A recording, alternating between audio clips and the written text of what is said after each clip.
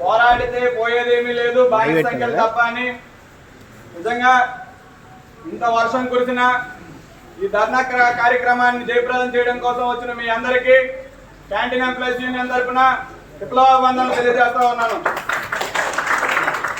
అయితే ఈరోజు మన ధర్నా సారాంశం మనకి చెప్పకనే చెప్పారు యాజమాన్యం వారు.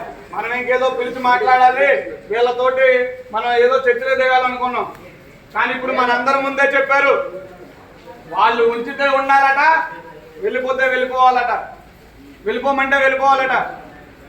ఇది ఎక్కడ దౌర్భాగ్యం అని అడుగుతా ఉన్నాం. గత 30 ఏళ్లగా కార్మికుడు తన పొట్టకూటి కోసం ఇక్కడ నివసిస్తా ఉన్నాడు, కంపెనీ కోసం కష్టపడతా ఉన్నాడు, ఉత్పత్తిలో భాగంగా తన జీవితాన్ని పణంగా పెట్టి పనిచేస్తా ఉన్నాడు. నువ్వు ఈరోజు వెళ్ళిపోమంటే వెళ్ళిపోవాలా?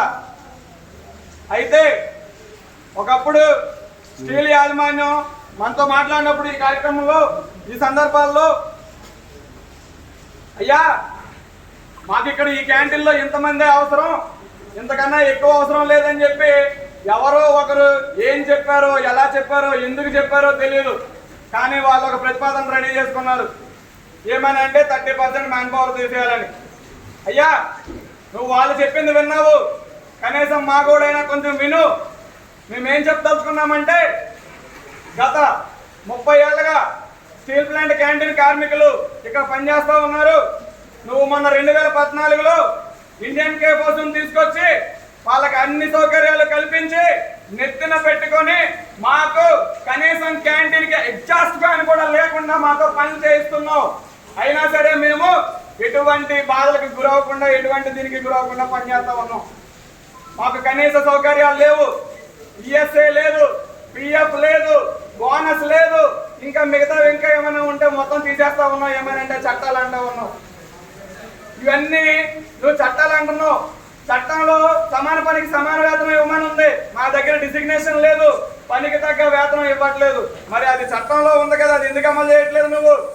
ఈ సందర్భంగా నేను ప్రశ్నిస్తా ఉన్నాను. ఎవడో చెప్పిన మాటలు విని మా దగ్గర కార్మికులు పని చేయట్లేదు అన్నది మాత్రం నువ్వు పట్టుకుని ఆ రకంగా ఆ దిశగా ఆలోచిస్తా ఉన్నావు. ఈరోజు స్టీల్ ప్లాంట్ లో క్యాంటీన్ కాంట్రాక్టర్లు కార్మికులతో వెట్టి చాకరీ చేయిస్తా ఉన్నారు. కనీసం సరైనటువంటి వాళ్ళకి జీతభత్యాలు కూడా టైంకి ఇవ్వలేని పరిస్థితి. ఏమనంటే కంపెనీ పరిస్థితి ఎలా ఉంది, మేము అందుకే ఇవ్వలేని పరిస్థితి. అయినా సరే కార్మికుడు